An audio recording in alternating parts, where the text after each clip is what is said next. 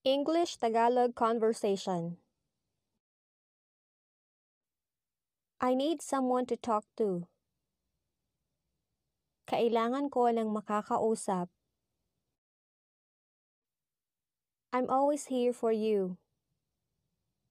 Lagi akong nandito para sa'yo. I know, you are my friend. Alam ko, kaibigan kita eh. What happened? Any problem? Anong nangyari? May problema ba? I like someone. May nagugustuhan ako. Then, talk to her. Kausapin mo siya. I don't know, she won't ever like me. Hindi ko alam, hindi niya ako magugustahan kahit kailan. Don't say that, you haven't tried yet. Huwag mong sabihin yan, hindi mo pa nga nasusubukan eh. I just want her to know how I feel. Gusto ko lang malaman niya ang nararamdaman ko. Then, tell her. Kaya sabihin mo na sa kanya. She won't like me. Hindi niya ako magugustuhan. How do you know that? Paano mo naman nalaman yon? I just feel it. Nararamdaman ko lang. You'll never know if you won't try. Hindi mo malalaman kung di mo susubukan.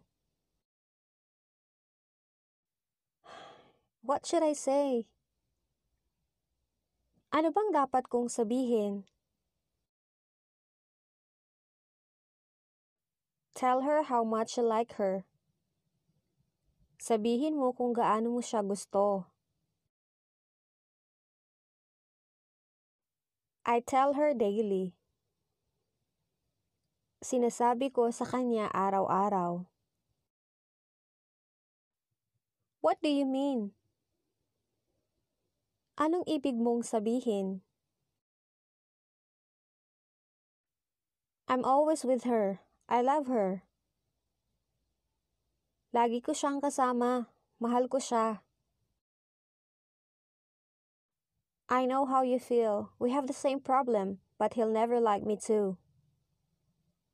Alam ko ang nararamdaman mo. Pareho tayo ng problema, pero hindi niya din ako magugustuhan.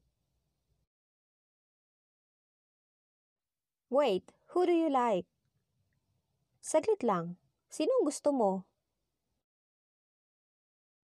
Oh, you know him well. Kilalang kilala mo siya. We're the same. She won't like me either. Pareho tayo. Hindi niya din ako magugustuhan. She does. Gusto ka niya. How do you know? Paano mo nalaman? Because who wouldn't like you? Dahil sino bang may ayaw sa'yo? You. Ikaw. You're wrong. I love you. Mali ka. Mahal kita. I love you too. Mahal din kita. So, are you going to talk to her? Kakausapin mo na ba siya?